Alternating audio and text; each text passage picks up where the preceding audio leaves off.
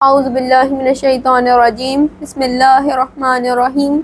मैं आपकी मेज़बान नूर ज़हरा नकवी मदरसा तालीमुल कुरान की तरफ से।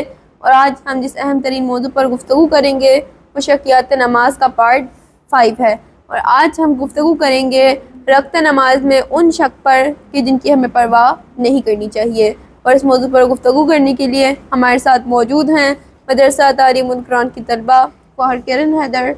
जी ख्वाहर, अस्सलाम वालेकुम वरहमतुल्लाहि वबरकातुहू। वालेकुम अस्सलाम वरहमतुल्लाहि वबरकातुहू। ख्वाहर, जैसा कि मैंने बताया कि आज हम रक्त नमाज में उन शक पर गुफ्तगू करेंगे कि जिनकी हमें परवाह नहीं करनी चाहिए। तो आप बताइएगा कि वो कौन से शक हैं रक्त नमाज में कि जिनकी हमें परवाह नहीं करनी चाहिए। जी बिस्मिल्लाहिर्रहमानिर्रहीम। सबसे पहले मैं ये बताना चाहूँगी कि रखते नमाज में वो शक है जिनकी परवाह नहीं करनी चाहिए, उनकी अक़साम 6 है। यानी वो 6 ऐसे शक हैं कि जिनकी हमें परवाह नहीं करनी चाहिए।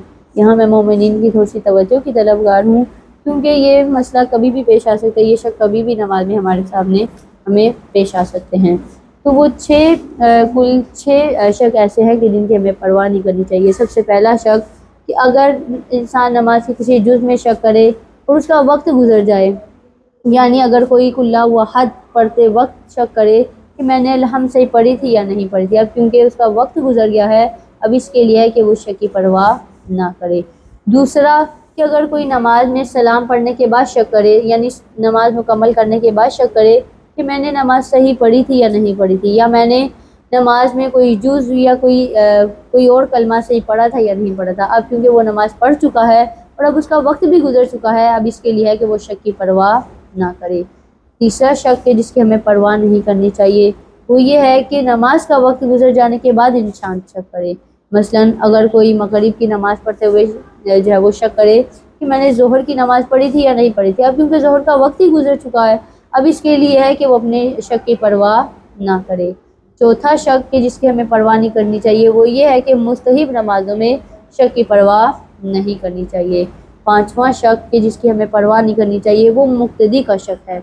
मसलन जो पेशे नमाज के पीछे नमाज़ पढ़ रहा है, यानी जमात के साथ नमाज़ पढ़ रहा है, और वो नमाज़ पढ़ते हुए अपनी रकतों में शक करे कि मेरी दूसरी रकत है या तीसरी, अब क्योंकि वो जमात के साथ नमाज़ पढ़ रहा है इसलिए उसके लिए है कि वो अपने शक की परवाह ना करे।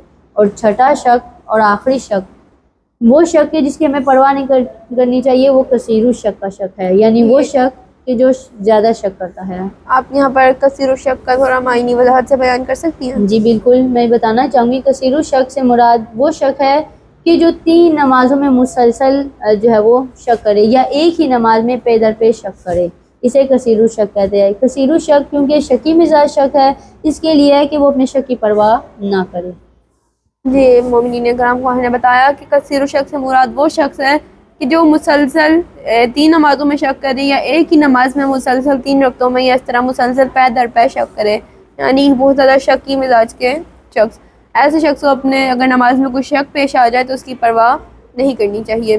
तो ख्वाहिर, क्या आप इसकी वजाहत कर सकती हैं कि अगर कोई शक पेश आ जाता है तो फिर ऐसे मौके पर ऐसे लोगों को क्या करना चाहिए। जी बिल्कुल, यहाँ मैं थोड़ी सी मोमिनीन की तवज्जो की तलबगार हूँ। अगर कसीरु शक और नमाज में कोई शक पेश आ जाता है तो ऐसी सूरत में इसको क्या करना चाहिए। आपने अच्छी बात की तरफ तवज्जो दिलाई है कि अगर कसीरु शक और नमाज में कोई शक पेश आ जाता है, मसलन अगर कोई रुकू करते हुए शक करे कि मैंने अभी रुकू में ही है, वो शक करे कि मैंने रुकू का जिक्र सही पढ़ा या नहीं पढ़ा, या वो अलहम्द पढ़ते हुए शक करे कि मैंने अलहम्द सही पढ़ी है नहीं पढ़ी, और अभी वो दूसरी चीज़ नहीं पढ़ा, तो इसके लिए है कि वो उसे दोबारा पढ़ ले और अपने शक को दूर कर ले। लेकिन अगर वो अगले जुज़ में चला गया, अगली चीज़ में दाखिल हो गया है, तो अब कसीरु शक के लिए है कि वो अपने शक की परवाह ना करे, क्योंकि वो एक शकी मिजाज है, यानी ज़्यादा शक करने वाले हैं, तो उसके लिए है कि वो अपनी शक की परवाह ना करे। तो ये कुल 6 शक ऐसे हैं कि जिनकी परवाह नहीं करनी चाहिए। जी, मोमिनीन कराम ख्वाहिर ने बहुत ज़्यादा अच्छी वजाहत की है हमारे सामने उन शकूक की कि जिनकी हमें नमाज में तवज्जो उन पर नहीं देनी चाहिए और उनकी तरफ हमें ज़रा भी उनकी फ़िक्र नहीं करनी चाहिए। 6 शक ऐसे हैं कि जिनकी हमें परवाह नहीं करनी चाहिए, जिनमें सबसे पहला ये है कि अगर किसी चीज़ का वक्त गुजर गया है हम उसमें शक करें। मिसाल के तौर पर हम नमाज के किसी जुज़ में शक करते हैं और जुज़ का वक्त ही ख़त्म हो गया है। अगर कोई अलहम्द के मुतल्लिक रुकू में जाके शक करता है, अब क्योंकि अलहम्द का वक्त ही गुजर गया है इसलिए इसकी परवाह नहीं करनी चाहिए। दूसरा, कोई नमाज ख़त्म होने के बाद शक करे, यानी सलाम के बाद कोई शक करे कि मैंने अलहम्द ने फ़लाँ कलमा सही पढ़ा था या नहीं पढ़ा था, या मैंने रुकू सही किया था या नहीं किया था, अब क्योंकि नमाज ही ख़त्म हो गई है, इस वजह से वो अपने शक की परवाह ना करे। और तीसरा शक है जिसकी परवाह नहीं करनी चाहिए, वो ये है कि नमाज कज़ा हो जाए। अगर कोई नमाज कज़ा हो जाने के बाद नमाज के मुतालिक शक करे, तब उसे अपने शक की परवाह नहीं करनी चाहिए। चौथा, मुस्तहब नमाज़ों में शक।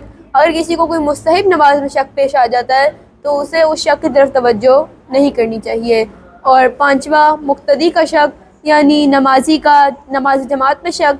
अगर कोई नमाज जमात में शक करता है रख्तों के मुतालिक, तो वो इमाम की पैरवी करे और अपनी शक की परवाह ना करे। और छठा शक, जो आखिरी शक है और इसकी तरफ हमें तवज्जो नहीं देनी चाहिए, वो ये है कि कसीर शक का शक, यानी जो शख्स बहुत ज़्यादा शक करता है वो अपने शक की परवाह ना करे। दोपहर में आपकी बहुत ज़्यादा शुक्रगुजार हूँ कि आपने हमारे इस प्रोग्राम में शिरकत की और हमारे सामने इस मौजू को बयान किया। अल्लाह ताला आपकी तौफीकात में इजाफ़ा फरमाए। और मोमिनीन इकराम, मैं उम्मीद करती हूँ कि आपने हमारे इस प्रोग्राम से इस्तिफ़ादा हासिल किया होगा।